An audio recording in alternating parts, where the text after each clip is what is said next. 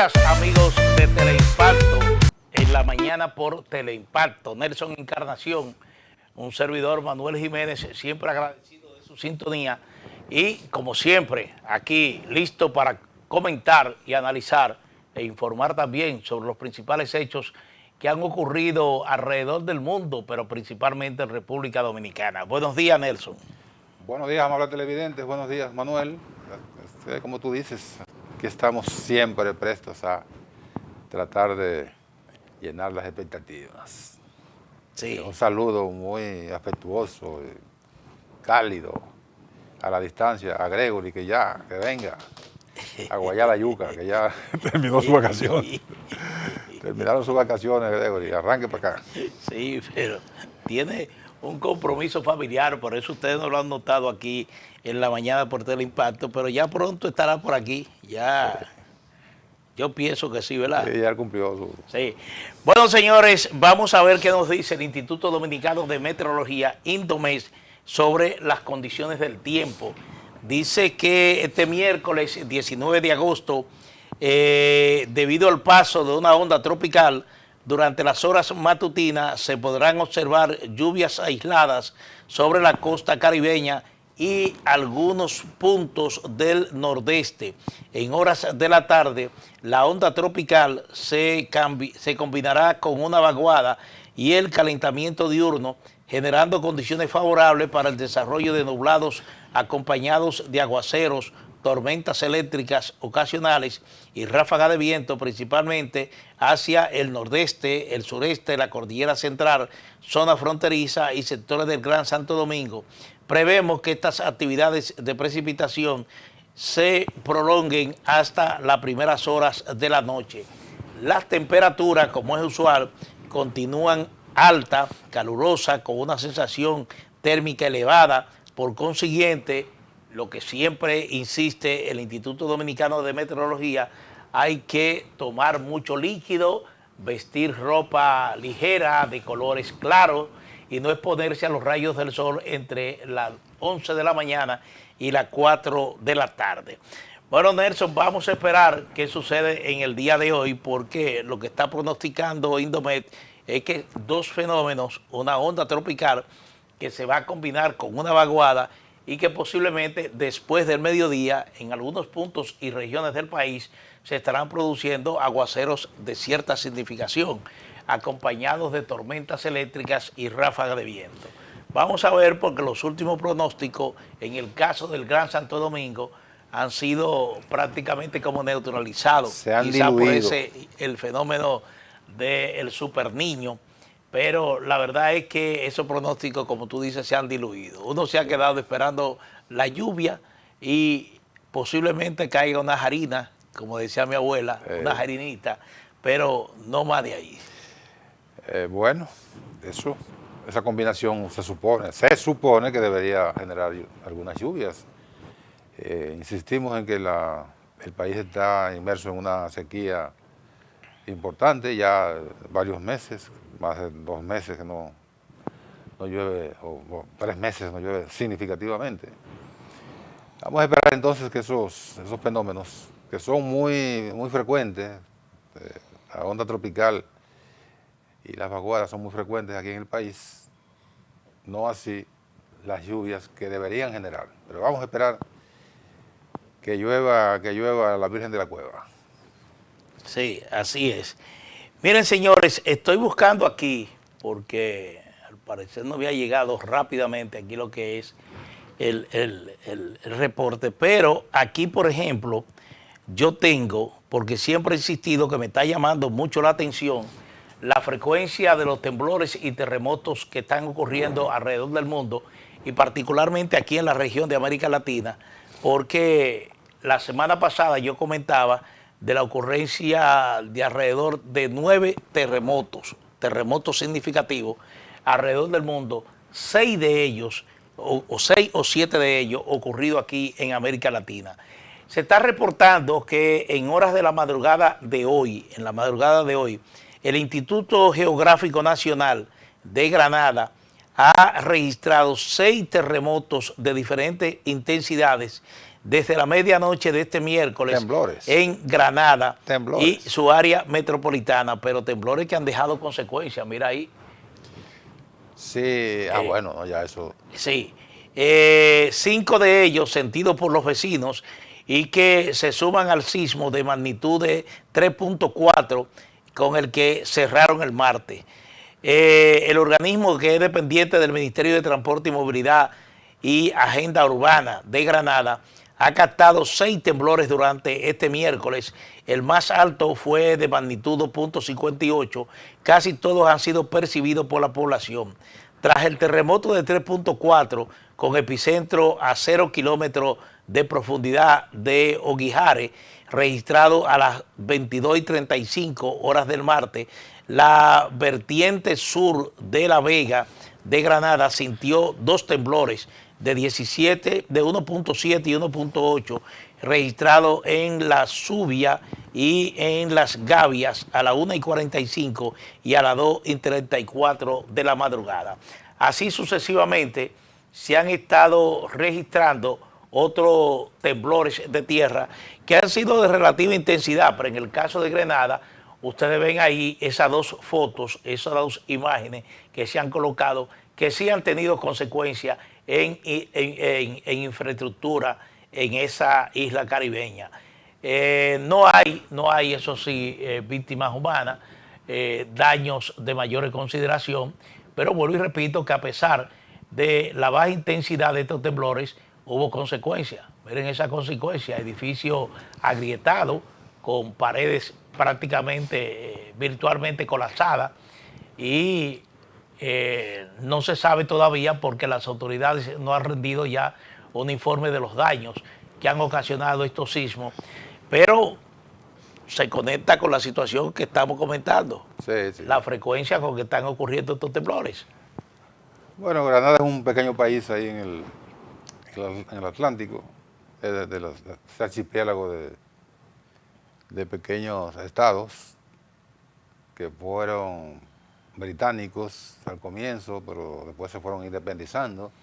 Y uno recuerda Granada porque hubo un evento muy trágico para los granadinos.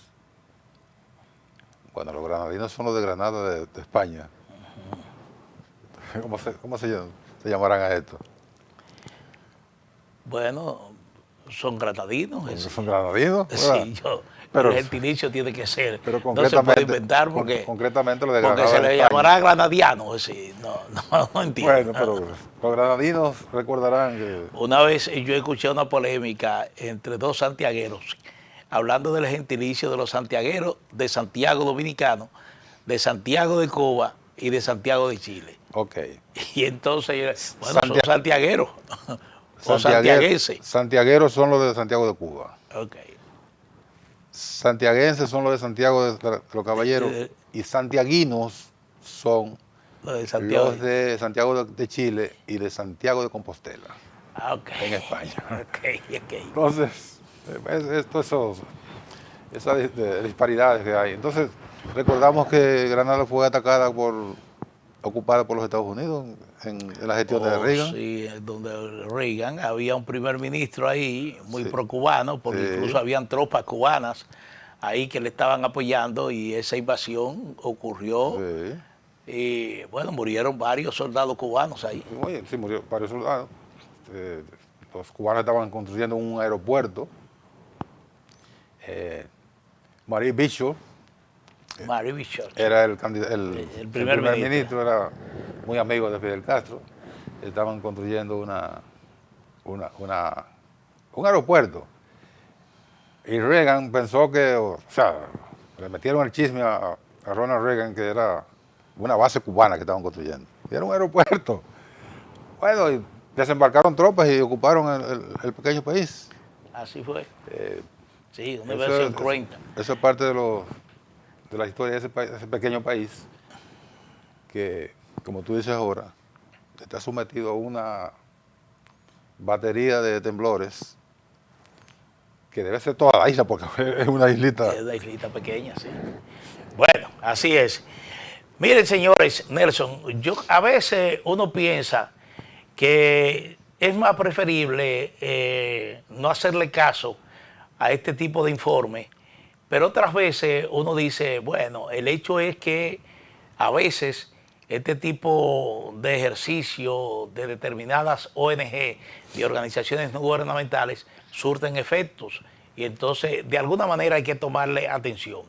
Resulta que una ONG puertorriqueña de derechos humanos se llama Corporate Accountability, no sé realmente el nombre, Corporation o comparte, tiene el nombre en inglés, pero este informe lo rindió ayer en San Juan, Puerto Rico, donde está solicitando al gobierno de los Estados Unidos que prohíba las exportaciones de azúcar, las importaciones de azúcar hacia el mercado de los Estados Unidos, alegando que aquí se practica el trabajo forzoso. Concretamente, este informe involucra al Central Romana Corporation, que ya en una ocasión fue sancionado por los Estados Unidos, involucra concretamente a el Central Romana Corporation como una empresa que se dedica a practicar fundamentalmente el trabajo forzoso e incluso le hace una serie de recomendaciones a Central Romana. El tema es que ya en una ocasión el Central Romana fue sancionado por el Departamento de Comercio de los Estados Unidos y el Departamento del Tesoro, prohibiéndole exportar azúcar producida en la República Dominicana al mercado de los Estados Unidos. Más recientemente, durante la administración del presidente Donald Trump, esa sanción fue levantada y el Central Romana ha vuelto a exportar azúcar al mercado de los Estados Unidos. Pero aquí hay un tema que llama la atención. Recientemente, el presidente Donald Trump, como parte de una jugada que esencialmente lo que estaba previendo era que en vista de que aquellos aranceles globales que había impuesto el presidente Trump o que había impuesto unilateralmente contra determinados países estaban a punto de vencerse, se hizo acompañar de un informe del Departamento de Comercio de los Estados Unidos donde acusaba a 60 países, incluyendo República Dominicana, de practicar el trabajo forzoso. Y en base a ese informe impuso aranceles de entre 10 y 12.5% a esos 60 países, es decir, que sus exportaciones a los Estados Unidos están penalizadas con impuestos que van del 10 al 12.5%. En el caso de República Dominicana, ya lo hemos señalado aquí en este programa, nos impusieron el arancel más alto, el 12.5%. Las autoridades dominicanas no hablan mucho de este tema, no dicen qué acciones estarían emprendiendo frente a las autoridades de los Estados Unidos para tratar de revertir esta situación que ya está afectando sectores exportadores de República Dominicana, como es el caso de la zona franca. Y por eso este informe de esta ONG puertorriqueña, que se basa precisamente en que en República Dominicana se estarían aplicando prácticas forzosas de trabajo, y señala concretamente al Central Romana Corporation. Por eso yo considero que se trata de un tema que hay que ponerle atención. Atención porque ya tenemos una consecuencia. Precisamente bajo el alegato de que aquí se practica el trabajo forzoso, es que el presidente Trump nos impuso un arancel de 12.5%, el mayor impuesto al resto de los países, que incluso nos saca de competitividad con otros países del área.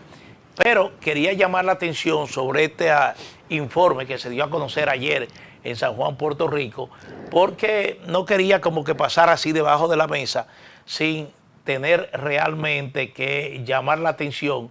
Pienso que la Cancillería Dominicana, el nuevo canciller, ya tomó nota de este asunto, porque en el día de ayer se reunió con la embajadora de los Estados Unidos y ambos se comprometieron a fortalecer la relación bilateral. Y cuando uno habla esto, escucha esto mucho, Nelson, de fortalecer la relación bilateral, uno dice, bueno, ese fortalecimiento tiene que basarse en hechos concretos, no solamente en un discurso diplomático. Bueno, es así. Llama la atención porque cuando la administración del presidente Biden impuso la sanción al Central Romana, se hizo sobre la base de un informe que levantó el Departamento de Comercio y el Departamento de Trabajo de los Estados Unidos, según el cual el Central Romana estaba incurriendo en trabajo esclavo. Decía por las malas condiciones en que se desenvuelven sus actividades y viven los trabajadores ligados a la industria del azúcar, a la industria del azúcar, concretamente en el Central Romana.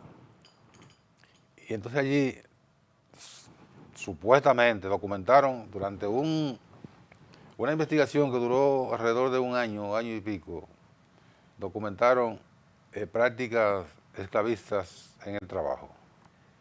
A partir de ese informe, la administración Biden prohíbe la compra de azúcar por los Estados Unidos a la Central Romana. Concretamente a la Central Romana. Aquí hay 3 productores de azúcar, 4. El Estado, que tiene un par de ingenios, Central Romana, que tiene ese ingenio, la Casa Vicini, que tiene también que tiene 2 o 3 ingenios, y los guatemaltecos que operan el ingenio Barahona, que se llama Consorcio Azucarero Central, que son unos guatemaltecos que tienen una inversión importante en la República Dominicana. No solo eso, sino que tienen otras inversiones en varias tiendas aquí en la capital, concretamente, que son de capital guatemalteco. Y creo también, si mal no recuerdo, que el antiguo Molinos Dominicano, que ahora se llama Molino de los Sama, también tiene capital guatemalteco. ¿Pero a qué me refiero? El Central Romana es una empresa de los Estados Unidos. Siempre lo fue. El capital norteamericano ha sido predominante en la explotación del Central Romana porque fue durante muchos años de la Gulf and Western que la dirigía un estadounidense de origen, Charles Burton era de origen noruego, no, sueco, de Suecia. Pero su vida la hizo en los Estados Unidos. La administración Biden no toma en cuenta que esa empresa es de capital estadounidense, porque pasó a mano de los Fanjul, que acaba de fallecer uno de los Fanjul hace un mes. Son cubanos, cubano-americanos, son cubanos que emigraron a los Estados Unidos a partir del triunfo de la revolución de Fidel Castro. Y se han dedicado a la producción de azucarera y de otros productos ahí en la Florida.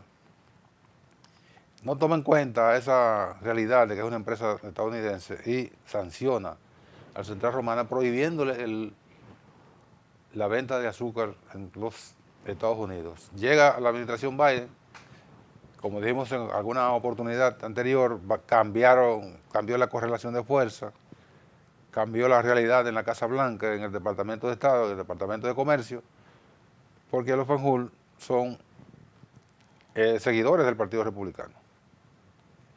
Y concretamente hay medio vecinos de Donald Trump en Mar-a-Lago, son alicates de Trump y de los... No vamos a decir que se levantó la sanción por esa realidad política, sino porque el Central Romana pudo demostrar que fue una alegación injusta, porque no es cierto que el Central Romana tenga prácticas esclavistas, pero no conforme con atacar directamente a Central Romana, entonces nos meten a nosotros en la lista que tú con mucha vehemencia recuerdas, que de 60, 45, 60 países. 60 países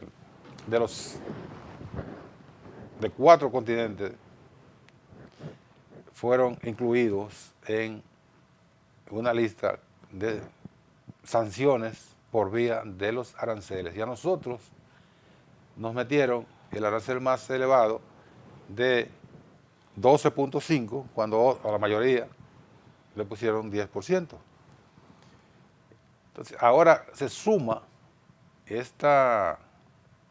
a esta disposición oficial de los Estados Unidos, se suma este chisme de esa organización no gubernamental de los Estados Unidos, y daría la impresión de que tanto desde la administración como de organizaciones colaterales, que no son organizaciones no gubernamentales, pero que responden a un mismo discurso, hay una posición tomada contra la República Dominicana. Porque recordemos que con alguna frecuencia, Human Rights, ¿cómo se llama?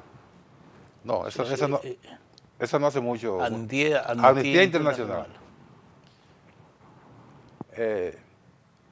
Se despacha con unos informes acusando a la República Dominicana de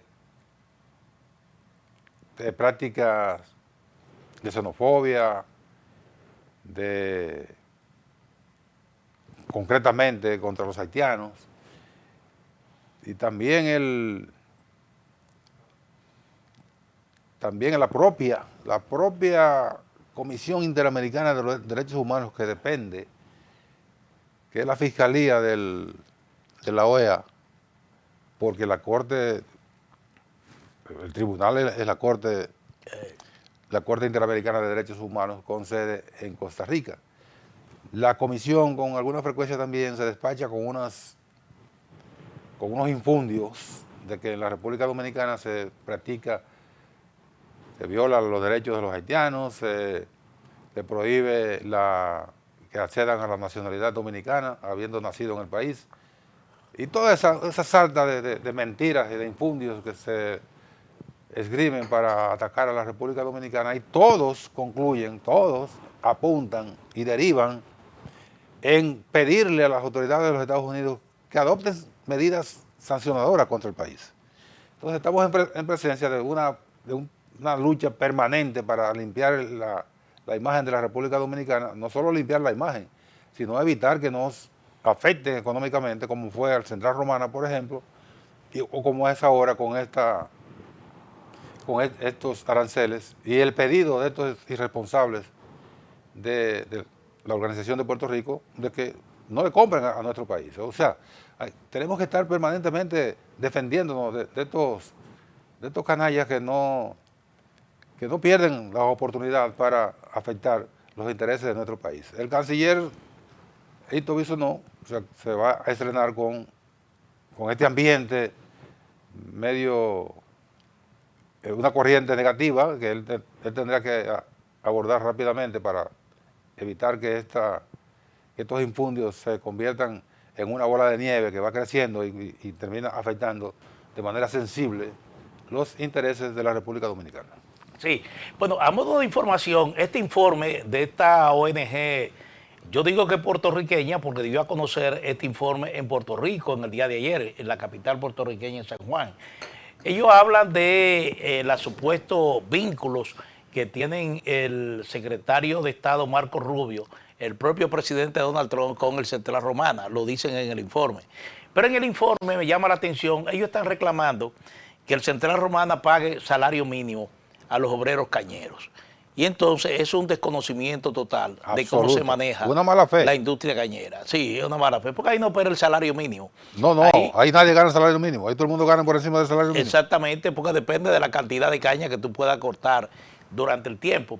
Pero el Central Romana ha ido ya implementando un proceso de mecanización del corte de la caña, sí, que lo utiliza en gran medida en sus campos cañeros, y ya ha ido reduciendo de manera significativa lo que es la mano de obra, lo que es el obrero haitiano fundamentalmente para el corte de la caña.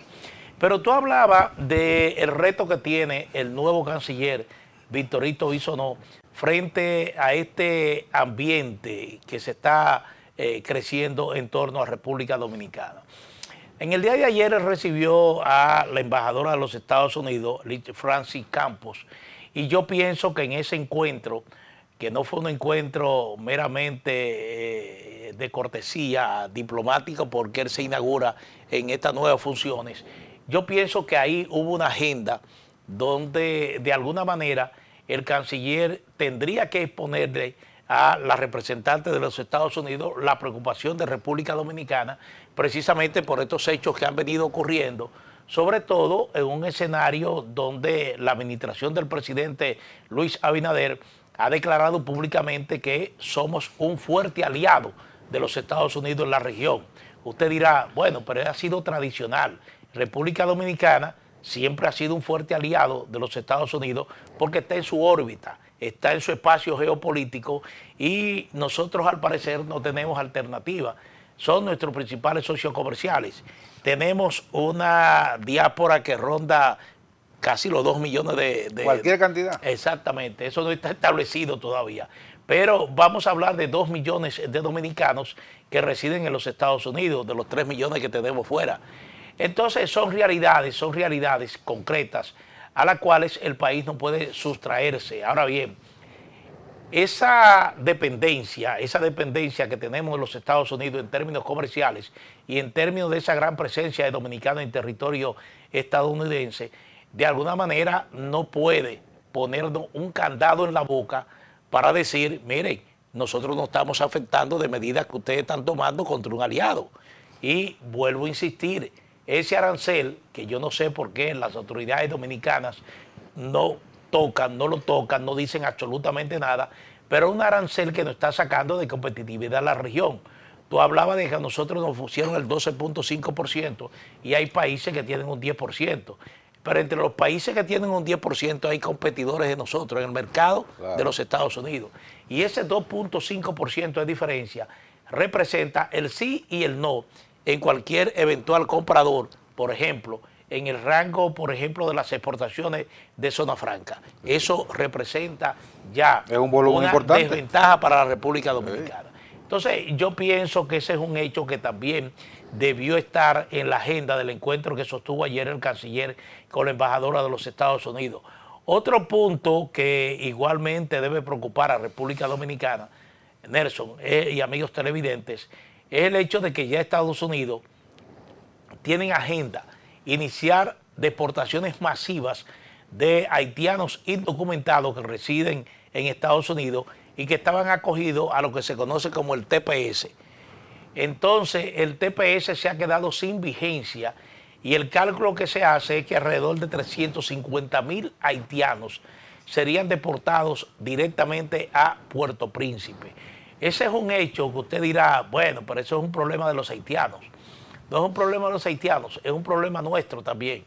Porque esos haitianos, 350.000, en caso de que se materialice esta amenaza de la administración Trump de proceder a su repatriación, en algún momento no se sentirán bien en Haití. Ay, esa es una escala técnica que van a hacer en su país. Exactamente. Van a buscar para dónde irse. Sí. ¿Para dónde? La República Dominicana. Bueno, y entonces, mientras tanto, esa situación de inseguridad, de deterioro de Haití, sigue creciendo en un marco donde no se ve un interés concreto de la comunidad internacional de intervenir definitivamente con la decisión de solucionar ese conflicto. Hoy tú ves que salió de los titulares de la situación haitiana.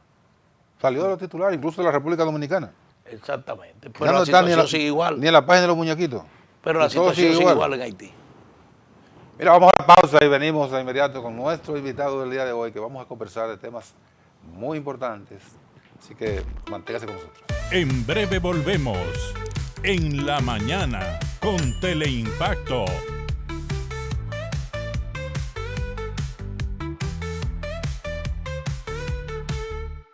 Dominicana es ¡Vamos, vamos! un lugar en el que no preguntamos cómo llegaste.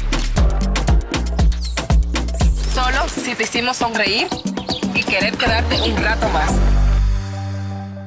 Conducido por el experimentado periodista Abigail Peña, conecta a los dominicanos con personajes destacados para hablar de actualidad, historias y momentos coyunturales del país y el mundo. La Hora de Abigail, de lunes a viernes de 3 a 4 de la tarde por Teleimpacto 52.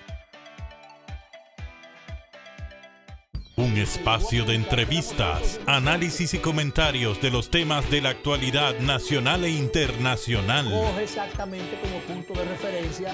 Sondeo con Luis Encarnación Pimentel y Danilo Cliné. De lunes a viernes, de 1:30 a 2:30 de la tarde, por Teleimpacto 52. La cantidad de votos que Lo actual de una forma diferente. Gregory Caimares, de 8 a 9 de la noche, La Hora con Gregory, de lunes a viernes, por Teleimpacto.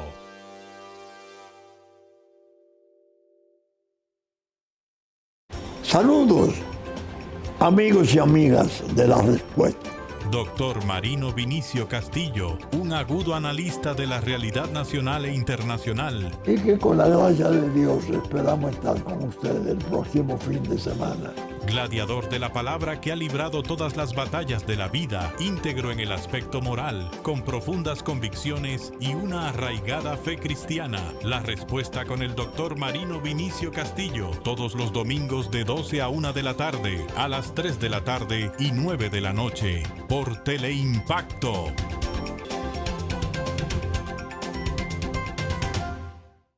En la mañana con Teleimpacto. En la mañana con Teleimpacto, un espacio de análisis, entrevistas y comentarios sobre el acontecer nacional e internacional. Nelson Encarnación, Manuel Jiménez, Gregory Caimares, Graciela Fontaneto, especialista en medicina estética, y Argenis Viñas, hablándonos de cine. En la mañana con Teleimpacto, de lunes a viernes, de 7 a 9 de la mañana. También síguenos en YouTube.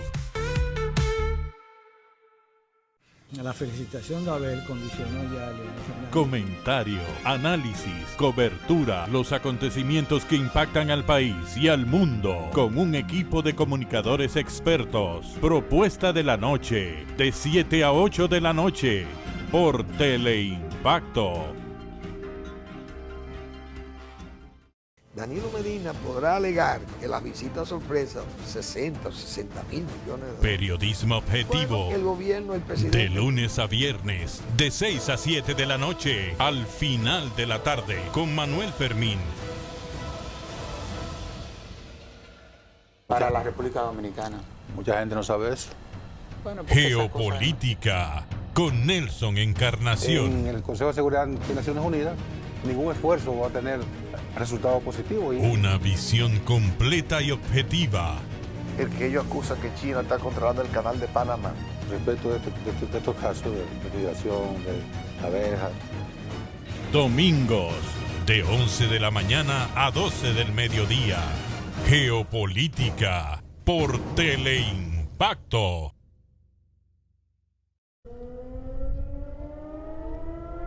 Las sirenas antiaéreas son parte de la vida cotidiana de DW en español. Si bien Plasmando hechos, fomentamos el entendimiento entre las culturas y los pueblos. Con horario de 11:30 de la mañana a 12 del mediodía y de 9 a 9:30 de la noche. DW en español, por Teleimpacto 52.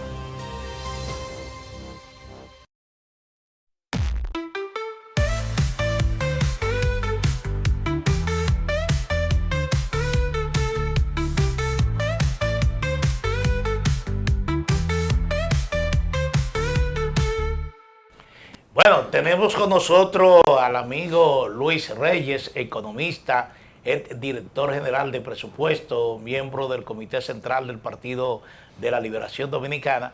Y conversar con Luis siempre no solamente es agradable, sino también uno se alimenta bastante con criterios e informaciones muy profesionales que él siempre maneja y que nos aporta. Así que Luis, muy agradecido de tenerte aquí en la mañana por Teleimpacto. El agradecimiento es mío. Muchas gracias a usted por la invitación. Sí. Buenos días. Buenos días. Bueno, empecemos de inmediato, Luis, por preguntarte cuál es la valoración económica, en términos económicos, también político, pero ahí tú te cuidas mucho de fijarte en el aspecto técnico de estos 6 años que se cumplieron el pasado domingo del presidente Luis Abinader. Mira, hay cosas que hay que rescatar del gobierno. Yo creo que el mantenimiento de la estabilidad macroeconómica es un logro que nadie le puede negar al gobierno. Hay aspectos que pueden ser cuestionables del mantenimiento de esa estabilidad porque hay aspectos que se han ido debilitando en ese proceso de mantener la estabilidad. Es una estabilidad que en parte se ha mantenido como resultado del endeudamiento público, y ese endeudamiento público no solamente ya está obligando al gobierno a pagar más del 4% del Producto Interno Bruto como por concepto de intereses de la deuda pública, y eso a futuro va a ser un tremendo problema a partir del año 2028 para el próximo gobierno más. Entonces, aún así, la estabilidad se ha mantenido y hay aspectos, yo te diré que ese junto a la disminución de la pobreza son de los aspectos más resaltantes de esta administración. El gobierno ha bajado la pobreza de un 25 a un 17% y le ha dado continuidad a una política que ha sido muy exitosa en el país y que se resalta poco, a pesar de lo que se diga de los políticos y de los partidos, que siempre se podrán criticar y podrán hacer las cosas mejores. Esa es la verdad.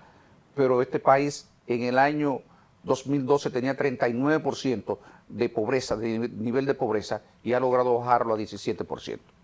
Los mecanismos, cómo se ha logrado eso, podemos discutirlo. Lo que es resultado de una aplicación de una política de seguimiento de Estado. Seguimiento, sostenibilidad, sí. Ha habido un deterioro ahí en la selección. Sabemos que el gobierno hoy día tiene en nómina el doble de las familias que ellos dicen que son pobres. Uno puede decir que eso tiene un propósito politiquero, pero sin lugar a duda, desde el punto de vista social, el resultado está ahí.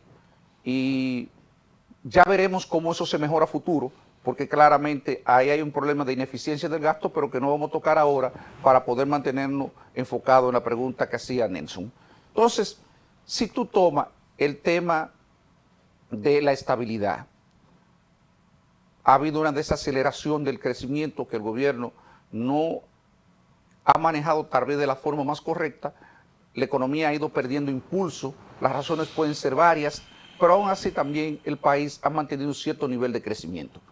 En estos días el mismo gobierno celebraba una actividad donde se discutía el tema de la trampa del ingreso medio, o sea, lo que le pasa a los países cuando alcanzan cierto nivel de ingreso, que se estancan en su tendencia a alcanzar el desarrollo.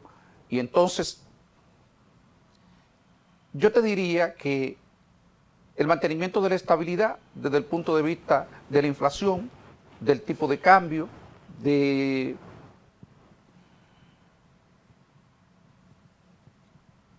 la provisión de ciertos servicios y el tema del crecimiento apuntan en la dirección correcta. Al mantenimiento también de los niveles de empleo. Si tú ves eso en sentido general, aunque en cada uno de ellos hay aspectos que son cuestionables, tú puedes tomar el empleo, y si tú ves el empleo que se ha ido generando en los últimos años es un empleo de cada vez menos calidad, que es otro desafío. ¿Por qué? Por la informalidad. No ha habido forma de que se baje el desempleo, la informalidad.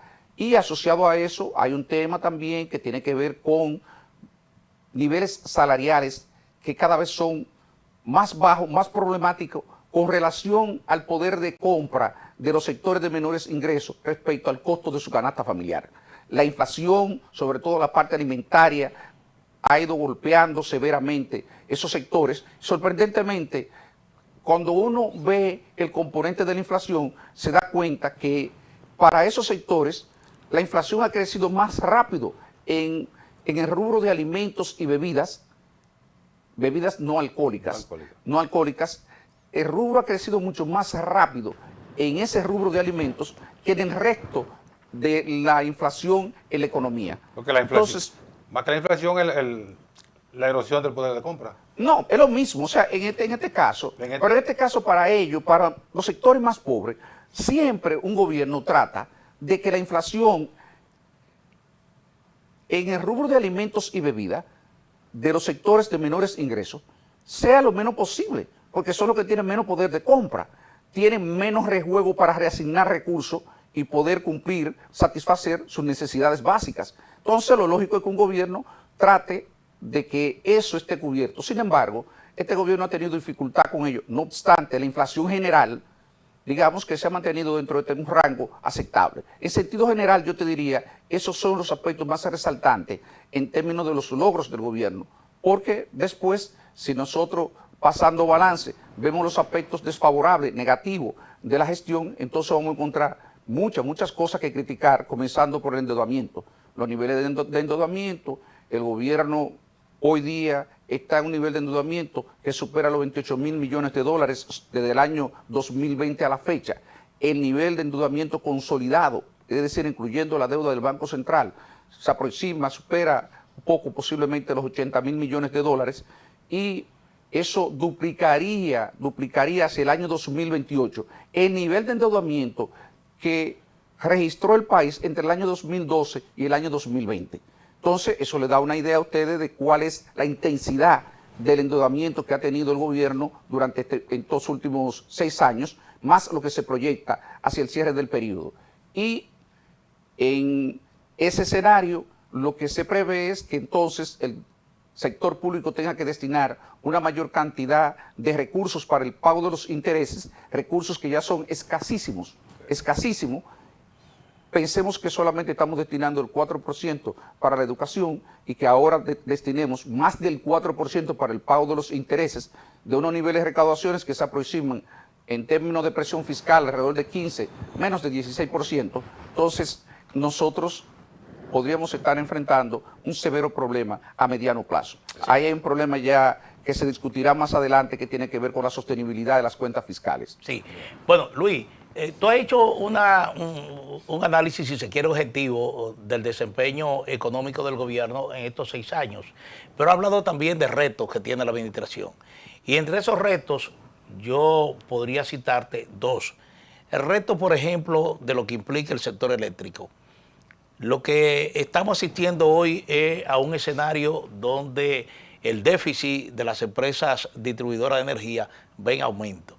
Es decir, del año 2020, el subsidio, lo que se llama el subsidio del sector eléctrico, rondaba entre 450 o 500 millones de dólares. Hoy está por encima de o cercano a los 1.800 millones de dólares. Ese es un reto. Y el otro reto es la inestabilidad que se crea con el precio del petróleo, que obliga al gobierno semanalmente a tener que disponer una suma bastante elevada para subsidiar los precios internos de los combustibles. ¿Hasta qué punto la finanza pública puede mantener eso en un escenario internacional donde parece que ese conflicto en Medio Oriente no tiene una salida al doblar de la esquina? Uno quisiera pensar de manera positiva de que el gobierno tiene una estrategia para enfrentar eso. En realidad no lo sabemos porque el gobierno, aunque el ministro de Hacienda en un momento hizo media tour prácticamente y abordó en múltiples programas el tema de cómo el gobierno pensaba gestionar el conflicto, el aumento de los precios del petróleo como resultado del conflicto del Medio Oriente. Hoy día, los precios del petróleo, sobre todo el Brent, ayer volvió a situarse por encima de $90, pero el problema no es los precios del petróleo crudo. Todos sabemos, los economistas que le damos seguimiento, un tema que es más ajeno al público general, es que hoy día el problema no es el petróleo crudo, son los derivados del petróleo, es el diésel y sobre todo el combustible de aviación. Y en Europa y en países de Asia Oriental ya se manifiesta con mucha intensidad el costo en esos derivados. Porque además del problema del estrecho de Hormuz, el cierre del estrecho de Hormuz y la disminución del flujo de los crudos de petróleo al mercado internacional, tenemos que 2 de las principales refinadoras del mundo, una en Arabia Saudita y la otra en Rusia, en medio de los conflictos, en este caso el conflicto de Rusia-Ucrania, fueron impactadas y están fuera de servicio. y eso ha disparado de una manera significativa el precio de los derivados. Y recordemos que República Dominicana importa el 80% de el consumo de combustible. Nosotros solamente procesamos el 20%, perdón, 17. El 80% son derivados del total. Nosotros solamente procesamos el 20% como crudo. Y entonces, nosotros eso no podría haber, pero severamente impactado por esa situación. Y hay que otro tema asociado. El precio de los derivados ya procesado es más caro que mucho el más barril de caro petróleo. de por sí, pero ahora el spread entre el crudo y el derivado se ha ido aumentando, se ha ido incrementando mucho más. Es decir, el precio está creciendo más que proporcional respecto al aumento de los precios del crudo. Y eso te va a impactar de manera mucho más severa. Entonces, si tú le sumas a eso la situación de incertidumbre que se crea por la disminución de las reservas internacionales de petróleo para el público que nos sigue, esta aclaración. En los países desarrollados, muchos de ellos, incluso por ley, tienen establecido la creación y mantenimiento de reservas estratégicas de petróleo. Durante meses, prácticamente desde que comenzó el conflicto del Medio Oriente, estos países han estado utilizando sus reservas estratégicas para evitar que los precios se disparen. Y ya hay economías donde se discute abiertamente. Prácticamente uno lee yo no sé cuántos artículos a la semana sobre el problema de la disminución de las reservas estratégicas de los Estados Unidos, que son las más grandes del mundo junto con la de China. Dos cosas. Las reservas estratégicas de China y Estados Unidos son las que han permitido que los precios del petróleo no se disparen, y eso está llegando al límite. Entonces tenemos esos dos aspectos que podrían terminar, yo diría, de afectar, de impactar de manera más severa de lo que ya han hecho las cuentas fiscales del país. Entonces, si tú tienes una situación como esa y de alguna manera, recuérdate que por un efecto sustitución, nosotros, aunque tenemos una matriz energética diversificada, todavía tenemos una parte de generación que es de combustible derivado de petróleo, y también tenemos otra que de gas natural. Entonces, me termino inmediatamente. Ambas van a ser impactadas y eso va a aumentar el déficit del sector eléctrico. Y ese déficit del sector eléctrico se está viendo en esos apagones que tú oyes que la población se queja de una y otra vez sobre la situación de unos apagones que se hacen interminables, que está erosionando la credibilidad del gobierno, y que nosotros hemos visto recientemente cómo se han producido cambios en ese sector, me imagino como una forma del gobierno ganar tiempo para enfrentar esta situación. Escúchame, Nelson, pero sobre ese mismo punto, pero tiene que haber una razón que explique por qué esa situación del sector eléctrico ha cambiado de manera tan negativa. Yo te voy a explicar rápidamente por qué el gobierno no siguió los planes que habían sido diseñados para eso. Recuérdate, eso está claramente diagnosticado. Ahí hay un problema de las pérdidas no técnicas, es decir, no en transmisión eléctrica, sino el problema del cobro. Y cuando nosotros salimos del gobierno en el año 2020, nosotros sabemos que tenemos que hacer una inversión de 350 millones de dólares. Incluso para el público que nos sigue, nosotros creo que solamente 2 años pudimos cumplir con la meta de los 350 millones de dólares para nosotros disminuir esas pérdidas, pero logramos de todas maneras disminuir las pérdidas a unos niveles de aproximadamente de 42% que lo encontramos a un, creo que 28%, bajamos como 14 o 15 puntos. La meta era bajarlo otros 14 o 15 puntos para situarla en los niveles aceptables internacionalmente, no óptimos, aceptable internacionalmente, de alrededor de un 15%. Eso ameritaba que se mantuviera esos niveles de inversión, pero todos sabemos el problema que tiene el gobierno con el tema de la inversión pública.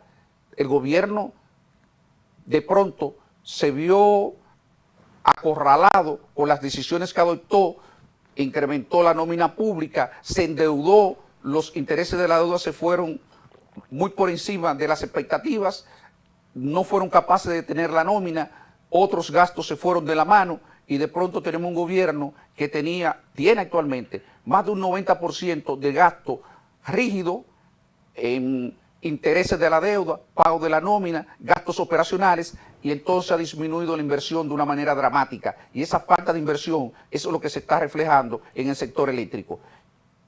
Hoy día habría que hacer una inversión extraordinaria, pero ya no el problema solamente de la inversión que hay que hacer, sino que habría que hacerla sobre unos niveles de endeudamiento que tenemos y con una tasa de interés internacional que sería muchísimo más alta que la que prevalecía en los primeros años de este gobierno, de esta administración, y entonces eso nos tiene acorralado. Nos tiene acorralado como país y tal como tú señalas, es uno de los principales desafíos que enfrenta el país o enfrentará en los próximos años, porque esto no se va a solucionar en el presente. Bueno, en la introducción de tu participación, Luis, hiciste un panorama bastante equilibrado, digamos, cuando reconoces en la administración los puntos luminosos. Sin embargo, el panorama que sigue opaca todo eso por la incertidumbre que plantea, la previsión negativa que se genera, toda esta un panorama bastante sombrío, digamos. El gobierno no puede invertir porque tiene una presión fiscal muy baja. Tiene que recurrir al endeudamiento externo que ya va por los niveles en que ya conocemos. El otro día el CRE, Miguel Collado Di Franco hizo un diagnóstico, un análisis, dijo la deuda consolidada, incluyendo el Banco Central, la cuasi fiscal, que ya es fiscal, del Banco Central, que dan 83 mil millones. 80 mil millones de dólares. Más o menos. Entonces, se requiere inversión, pero no hay recursos para la inversión. Se planteó una reforma fiscal que lo que fue un parche porque le genera alrededor de menos de un 1% del... 0.5% aproximadamente. Exactamente. Entonces no hay como una trampa ahí. La previsión que tú haces para el año 2028 es todavía peor. ¿Qué hacer en ese panorama? Yo le voy a decir a ustedes, mire, los partidos políticos, ya entramos en un tema político. El gobierno, los partidos políticos tienen un reto que tiene que ver con el tema de la credibilidad de los gobiernos. En los últimos años hemos visto muy pocas reformas fiscales importantes, exitosas. Incluso la que se hizo aquí, ayer salió un artículo, que se lo voy a dejar, está en inglés, pero es muy mordaz, porque es una crítica terrible sobre el tema de una reforma fiscal que se pasó en 7 días, la parte negativa de tomar una reforma como esa y no discutirla con los actores, no socializarla. Pues eso tiene un impacto que tiene que ver, por ejemplo, con la sostenibilidad, el mantenimiento de un tipo de reforma como esa, y que ese tipo de reforma normalmente no atrae inversiones porque no le da seguridad a los inversionistas. Más o menos en esa dirección es que va la crítica que se le hace a la reforma. Es un analista internacional, en un medio internacional, que evalúa la reforma de República Dominicana. Entonces, volviendo a tu pregunta, Nelson, el sistema político, oye, me estoy hablando del sistema político, incluyendo a todos los partidos y las instituciones vinculadas a ello, tienen un reto de legitimar frente a la población su autoridad. Y para ello es necesario que haya un cambio en la práctica de cómo se gobierna. Yo, como miembro de un partido, pienso sentarme a escribir sobre eso en los próximos meses para tratar de aportar, desde mi punto de vista, lo que deberíamos hacer. Adelanto algunas cosas aquí. No hay forma de nosotros no caer en la trampa de ingreso medio si nosotros, los partidos políticos, no cambiamos la visión que tenemos respecto a la gestión del Estado. Nosotros tenemos que ir al Estado con una visión distinta, más orientada al logro. Y para que sea una gestión más orientada al logro, nosotros vamos a tener que tener personas más capaces, más competentes, con más habilidades gerenciales. Nosotros no podemos dejar un ministro que se pase 6 años, como ha tenido este gobierno, para terminar en un fracaso. Eso es imposible, inaceptable. usted tiene que someter a los funcionarios a un sistema de evaluación por desempeño. Someterlo y establecerle metas. Es un empleo. Un empleo. Por eso, no, pero además como cualquier empresa. Claro. Usted tiene que validar los partidos políticos y los gobiernos a partir de los resultados de su gestión. Y entonces, cuando nosotros nos acreditemos frente a la población, nosotros tendremos más grado de libertad para poder gestionar los problemas difíciles que vamos a encontrar, que no son eso, que son demasiado, yo te diría, porque esto puede empeorar, porque el entorno internacional no apunta a que la situación va a ser mejor, sino que va a ser peor. Entonces tú estás gestionando problemas que tienen un origen interno, que son responsabilidad estricta del gobierno, como el tema del endeudamiento, el problema del gasto público rígido, inflexible, el problema de la baja inversión pública. Todos estos problemas que estamos teniendo nos generamos nosotros, solitos. Ahora, tenemos un entorno internacional que dificulta la solución de ello y que obviamente ha hecho que la población caiga en una situación de descreimiento por eso se ve en los resultados de las encuestas. ¿Qué es lo que están diciendo las encuestas? Que cada vez hay un menor porcentaje de la población que cree en los partidos políticos. Entonces los políticos no podemos ser los sordos frente a una situación que ha sido reiterativa.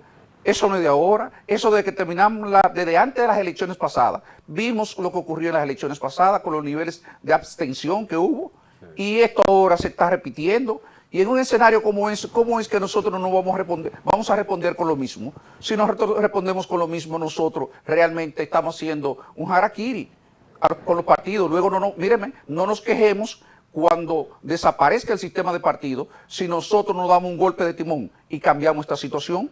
Sí. Eso lo tengo clarísimo, clarísimo. Entonces, nosotros tenemos que cambiar la visión con la que vemos el ejercicio del poder. Vemos el ejercicio del poder de una forma donde usualmente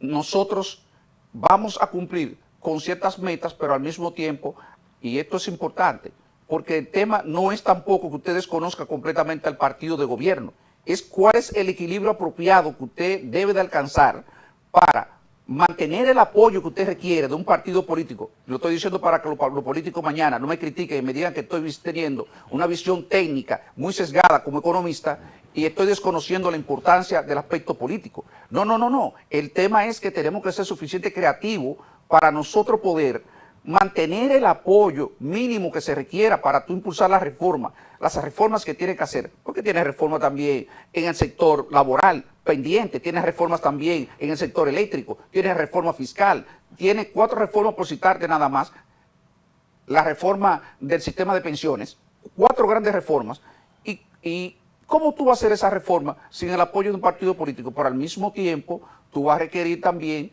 mostrarle resultados a la población para que la población te consienta esas reformas. Por eso es que yo digo que la gestión del año 2028 en adelante se va a tornar sumamente compleja para los partidos políticos y va a ser un tema de expertos fundamentalmente, de expertos con mucha experiencia en manejo de Estado. Sí. Luis, un problema de hoy es que lo resaltó la Asociación Dominicana de Zona Franca cuando se celebró su día. Me parece que hace ya la semana pasada. Celebró su día. Ellos emiten un comunicado donde destacan el desempeño del sector de Zona Franca, principal exportador de República Dominicana, se ha convertido uno de los principales empleadores, pero ellos hablan de la situación de incertidumbre que se está tomando en el mercado internacional y obviamente se refieren a este arancel de 12.5% que ha impuesto los Estados Unidos a las exportaciones dominicanas, cuando hay competidores nuestros que tienen un arancel de un 10%. Ahí obviamente nos saca de competitividad y ese es uno de los retos que tiene la administración. Es decir, hasta qué punto esta situación, esta medida del gobierno de los Estados Unidos nos está afectando desde el punto de vista del intercambio comercial con nuestro principal socio comercial. Bueno, desde el punto de vista del intercambio comercial, obviamente nos está afectando de manera negativa porque las exportaciones en zona franca han comenzado a desacelerarse, como debía de esperarse. Sí. Pero no solamente se está desacelerando por eso, es porque el gobierno otra vez, con una política errática, está afectando doblemente el sector de zona franca, porque ya está siendo afectado por el arancel de 12%, pero además tú tienes una apreciación del tipo de cambio de un 8% aproximadamente. Recordemos que para los sectores exportadores la apreciación opera como si fuera un impuesto. Entonces, si tú le sumas el 12%, el 8%, estamos hablando de que el incremento de los costos de ese sector es de aproximadamente un 20%.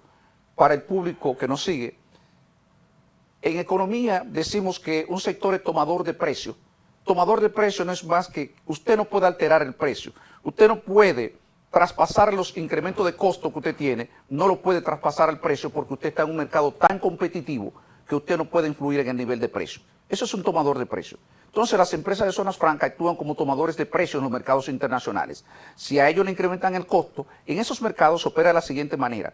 Por el contrario, usted trata de ser eficiente para producir por debajo del precio internacional y poder obtener ganancias, utilidades.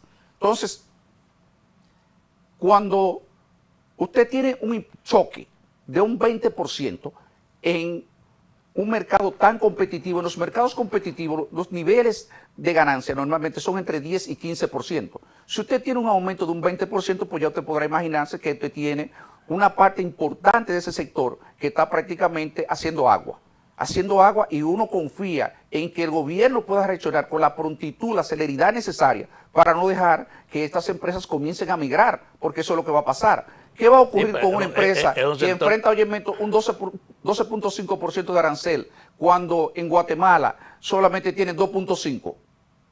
10%, por 10% de la ganancia de un sector de eso. Y eso todos sabemos lo que son las maquilas, ¿verdad? Son empresas que usted puede desmontarla y moverla de aquí o a otro sitio sin ningún problema. ¿Empresas de maletín? Son empresas de maletín, correcto. Nosotros decimos son portables.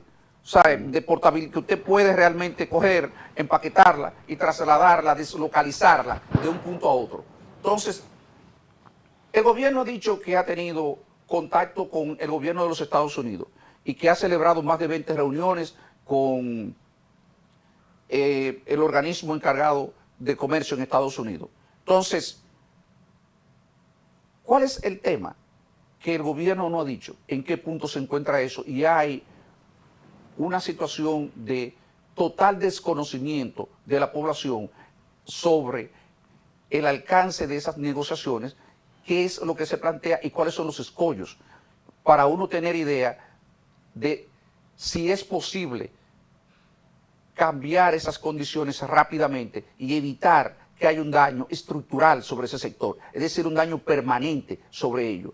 Uno de los sectores que aporta más divisa a la economía, uno de los sectores que aporta más empleos formales a la economía y un sector cuyo dinamismo no cabe la menor duda que ha aportado muchísimo al crecimiento de la economía dominicana en los últimos 20 años. Entonces, ese es el escenario que estamos enfrentando. Es un escenario grave, pero también recordemos que la apreciación del tipo de cambio termina afectando también al sector turismo, al sector como productor, porque muy bueno el turista que viene aquí al país con una apreciación del tipo de cambio como esa, pues solamente se beneficia. Sin embargo, el sector turismo, que también, aunque con un poco más de rejuego que el sector de zona franca, pero también termina afectado con esa apreciación. Todo el sector exportador termina afectado por una apreciación del tipo de cambio que pudo evitarse, que puede evitarse, que existen los mecanismos para ello. Y que no obstante eso, las autoridades persisten en defender eso como un logro, porque en realidad le sirve al gobierno para mantener bajo cierto control los niveles de inflación que superan la meta del 5% anual. Y entonces el gobierno confía en que no se le vaya la meta de inflación porque eso le puede generar presiones políticas. Recordemos los cacerolazos de semanas pasadas y yo creo que en el gobierno todavía le están resonando esos cacerolazos y no le permite adoptar una decisión que fuera más racional, permitir un cierto nivel de inflación un poco mayor y permitir que estos sectores respiren y no generar un problema estructural que a largo plazo no va a provocar más daño que contener la inflación 1 o 2 puntos porcentuales. Bueno, precisamente yo tenía el tema de la apreciación, porque hay una discusión que se generó la semana pasada, que incluso el Banco Central tuvo que salir a explicar cuáles son los beneficios de la apreciación de la moneda frente al dólar. Porque da la casualidad que muchos países lo que hacen es que el deterioro de su moneda le genera preocupación.